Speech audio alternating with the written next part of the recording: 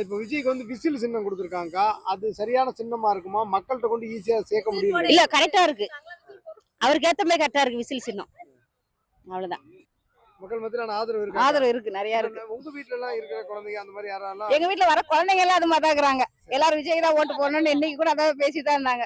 எல்லாம் விஜய்க்கு தான் ஓட்டு போடணும்னு சொல்லிட்டு இருக்காங்க. நீங்க சென்னை தானக்கா?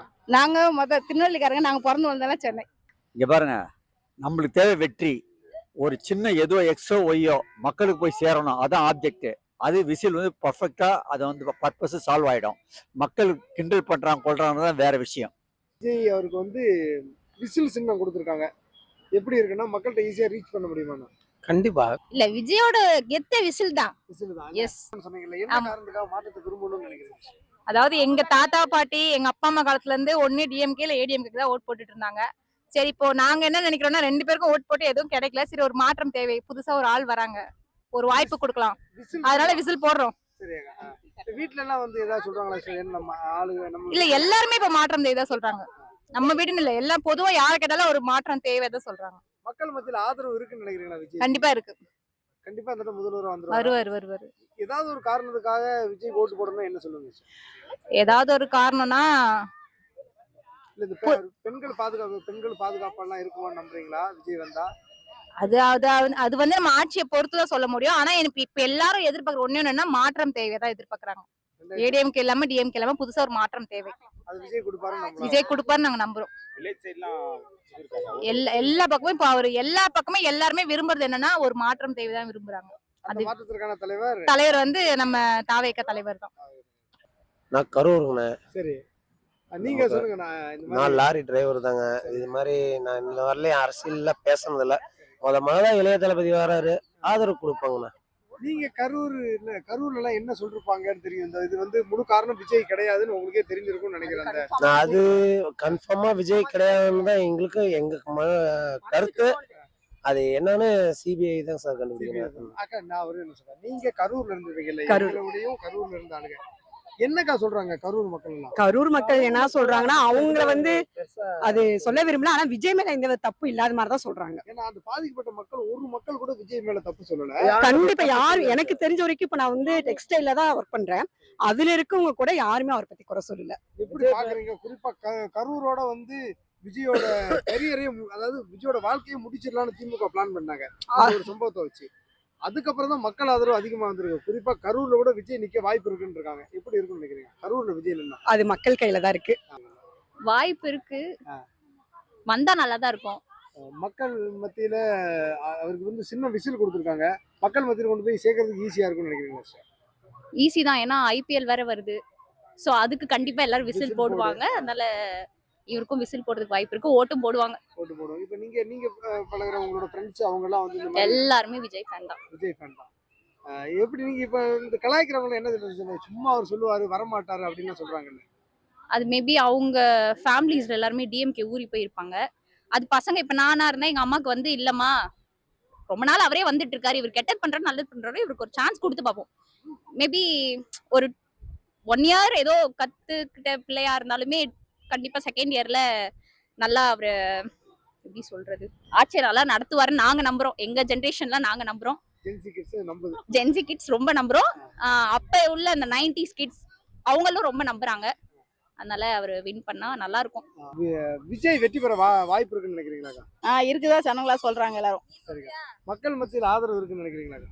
அது தெரியாதே. சரி, இப்போ வந்து விசில் சின்னம் கொடுத்துருக்காங்க. எப்படி பாக்குறீங்க? புரியல. விசில் அவருக்கு ஒரு சின்னம் கொடுப்பாங்களா? அது விசில் சின்னம் கொடுத்துருக்காங்க. மக்கள் மத்தியில ஈஸியா கொண்டு வந்து சேர்க்க முடியும்னு நம்புறீங்களா? அது சேர்க்கலாம். ஏன் விஜய் ஜெயிப்பாருன்னு சொல்றீங்கக்கா? என்னக்கா சொல்றாங்க? சரி, வந்தா நல்லது, எல்லாத்தையும் ஜனங்களுக்கு செய்யட்டுமே. ஒரு வாட்டி மாற்றி வந்து செய்யட்டுமே, செஞ்சு பார்க்கட்டும்.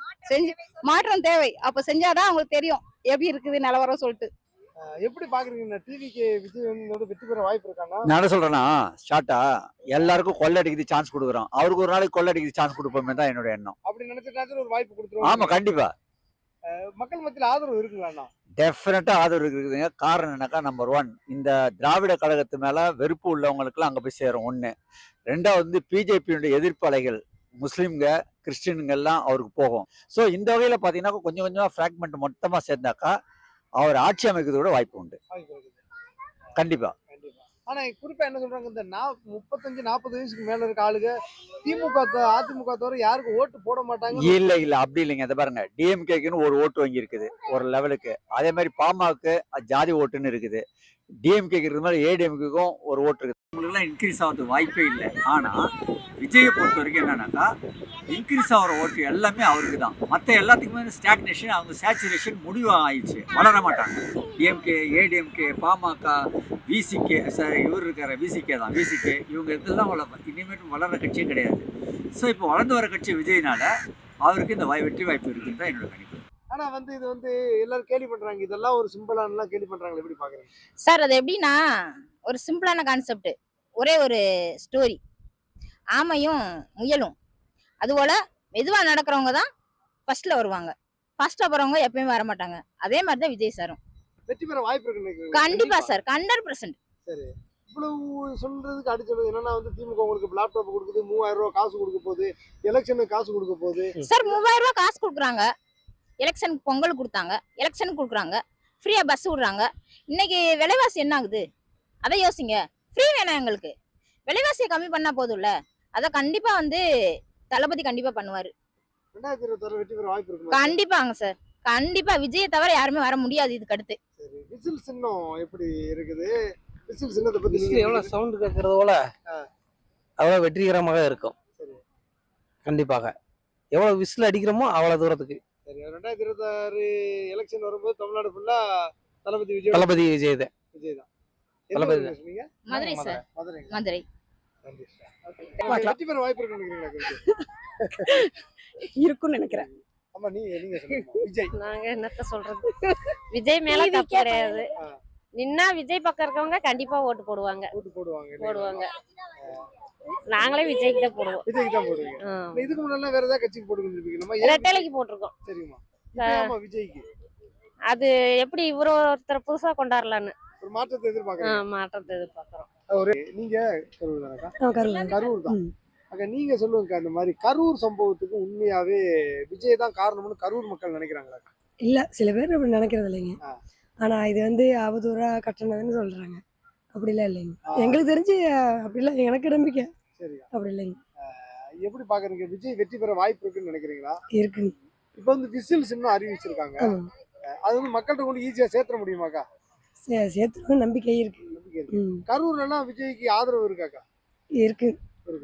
நான் என் பையன் தான். பையன் தான். சொல்லுங்க விஜய். இல்ல யாருனாலும் ஒரு ஆளு புதுசா வரட்டும், சரிங்க, வர்றது நல்லது. அப்பதான் எப்படி நாட்டை ஆள போறாங்கன்னு தெரியும். அப்பதான் பசங்க எல்லாம் ஏன் விஜய்க்கு ஓட்டு போடணும்னு உங்களுக்கு சொல்றாங்களாக்கா? இல்ல எங்க பையன்லாம் விஜய் தான், என் பொண்ணு விஜய் தான். சொல்லுங்க. இல்ல என் பசங்களும் அதுதான், விஜய் தான் போடணும்ன்றாங்க. வீட்டுல எத்தனை ஓட்டு? நாங்க இத்தனை வருஷம் வந்து இவருக்கு தான், ஸ்டாலினுக்கு தான் போட்டிருந்தோம். ஆனா என் பசங்களாம் சொல்றாங்க இல்ல இந்த வாட்டி விஜய் போட்டு பாருங்க அப்படின்றாங்க. அவங்க சின்ன வயசு சொல்றாங்க, நமக்கு பாக்கலாம் எப்படி இருக்குன்னு பாக்கலாம். மாற்றத்தை விரும்புறீங்களாக்கா? ஆமா, விரும்புறோம். நீ சொல்ற பாப்பா. பாடிக்கோ. விஜய் சார் ரொம்ப இல்ல, எனக்கு யார் ரொம்ப பிடிக்கும்? விஜய். ஏன்? எனக்கு இன்னையில இருந்தே பிடிக்கும். பிடிக்கும். அந்த இடம், இந்த இடம், அந்த ஊரு, இந்த ஊரு, எங்க அண்ணன்